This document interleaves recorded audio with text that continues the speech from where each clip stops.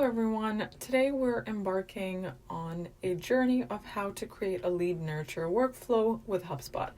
Essentially, lead nurturing workflows guide potential customers through the sales funnel with tailored content like welcome series, educational drips, and re-engagement campaigns, fostering engagement and driving conversions at each stage. HubSpot isn't just a CRM, it's a robust suite of tools designed to transform the way businesses operate. And hey, before we dive in, you'll find the link to HubSpot in the description box below, so feel free to check that out. Alright, so we're now going to move on to the workflow section of HubSpot, and what that looks like is basically you have to create a cycle, like a life cycle, kind of like a funnel for the different stages that you want your leads to get into. So essentially what you need to do first is you need to take a pen and paper and work out what you want the workflow to look like. So the different stages in that life cycle of the person that, let's say, clicks on an email or registers their email on a form on the website.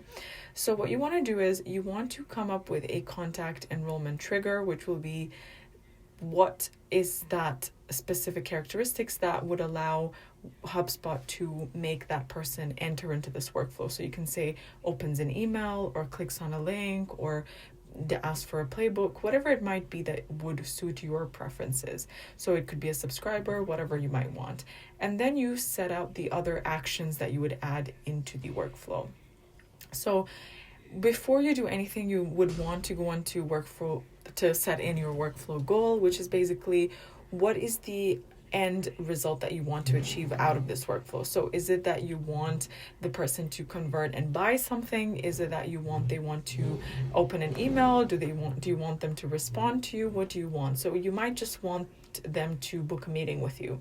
So if you set that as an end goal, then anyone that books a meeting with you within the different stages of the workflow will be removed from the workflow because they no longer need that drip fed content or that call or whatever it might be.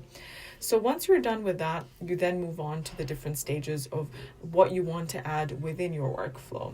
Okay, so this takes me to the actual workflow page where you can add different actions. One of the actions can be, let's say, if they first subscribe to your channel or if they first register their email on your website, then the first thing you can do is send them an email. Send them an email to remind them or welcome them. And then the second action you could do is send them another email. Now, what you might want to do is introduce a break between the two because you don't want to overwhelm them or spam them with emails. So you can add a break for, let's say, 5 days. And then every 5 days you're sending them an email or you're sending them different things.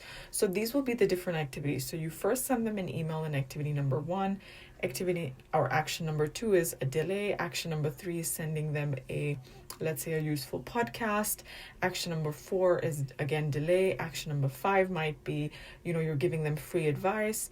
Action number 6 might be a delay. Action 7 might be you give them a phone call, right? Or action 7 might be that you give them a free, consultation, whatever it might be, right? And then you keep doing that until you get your lead to end up booking a demo with you or end up booking a meeting with you or end up asking for a paid consultation, which is what you will set your workflow goal as.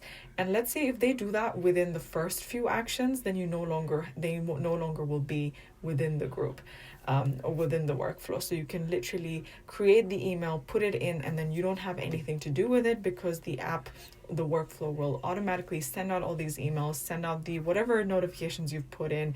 It will automate all of that to create your lead nurture cycle, your lead nurture workflow. Now you can actually assign this to a campaign, something that you might want to track. So let's say you want to track the different stages of the workflow. You can actually put this in or assign a marketing campaign to it, let's say a lead nurture cycle campaign, and you can actually track what the results are like, what engagement scores you're getting, who's clicking on what, who's opening on what email, so you can get better insight on what's working, and then based on that you can go back and tweak your workflow. So before we conclude, remember that the link to HubSpot is in the description box below. If you're ready to explore the advanced features and take your business to the next level, do check it out. In wrapping up, HubSpot isn't just a CRM as you are probably well aware of by now. It's a suite of tools designed to elevate every facet of your business. If you found this breakdown insightful, and you found the creation of the lead nurture cycle useful, don't forget to hit the like button, subscribe for more content, and share your thoughts in the comments. Are you using any specific HubSpot hub for your business? Have you tried this creation method of lead nurture workflows? I'm eager to hear your experiences. That's all for today, and I'll see you guys next time.